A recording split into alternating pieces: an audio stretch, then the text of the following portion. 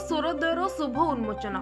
गजपति जिला पारलाखेमुंडी स्थित उत्कल हितेशिणी सभागृह आज सिद्धांत साहित्य अनुष्ठान पक्षर साहित्यिका तथा राष्ट्रपति पुरस्कार प्राप्त शिक्षयित्री श्रीमती आशालता पाणिग्राही लिखित पुस्तक ओडिया साहित्यर स्वरोदयर शुभ उन्मोचन कार्यक्रम अनुष्ठित होईछि। संस्कृत महाविद्यालय अध्यक्षा श्रीमती अन्नपूर्णा देवी अध्यक्षतार गवेषक पूर्णचंद्र महापात्र, मुख्य अतिथि भावे बांकी कटकर नवकिशोर महारणा, मुख्य वक्ता भावे नरेंद्रपुर विज्ञान महाविद्यालय अध्यक्ष डॉक्टर ऋषिकेश पंडा, सम्मानित अतिथि डॉक्टर विप्लवी रंजन प्रधान, अध्यापिका डॉक्टर कल्याणी मिश्र प्रमुख मंचस्थ होई आजिर पुस्तक संपर्कीय सूचना प्रदान करथिले। এই অবসরের নবকিশোর মহারণাଙ୍କୁ সিদ্ধান্ত সম্মান 2026 প্রদান করে সম্মানিত করা যাইতিলা। এই পরিপ্রেক্ষীরে সাংস্কৃতিক কার্যক্রম মান অনুষ্ঠিত হইতিবা বেলে বহু দর্শক উপস্থিত রহিଥିଲେ।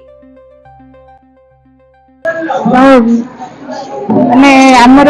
ওড়িয়া ভাষা যে ইয়ে দেইকি গতি করি আসিছি ক্লিষ্ট সময় দেইকি আজ পর্যন্ত মানে যেতবেলে 1936 ବର୍ଷ ଆଗରୁ ଯୋଉ ପରିସ୍ଥିତି ଥିଲା ଓଡ଼ିଶାର मत लगुच देखला प्राय सेमती परिस्थिति आम पर आसी जाऊे कि कहीं जिते भी साहित्य सभा देखे युवपीढ़ी से आग्रह कम तो मुझे भाविली एमती किसी गोटे लिखी जोटा एत ग्रंथ पढ़ाई गले निश्चित भाव में आग्रही नी आजिकल युवपीढ़ी मुझे चेष्टा कली एमती किसी लिखी मैंने देखिली कौन साहित्य सभा युवपीढ़ी माने उपस्थित बहुत दुर्बल निश्चित भाव में भाषा एक संकटजनक कथा से उद्देश्य मुझे भाविली किसी लिखी कौन लिखी कविता लिखी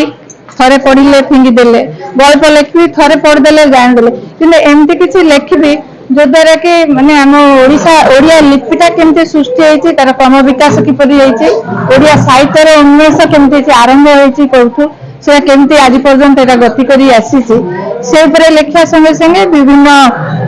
जुग विषय भी साहित्यिक जुग विषय भी लिखी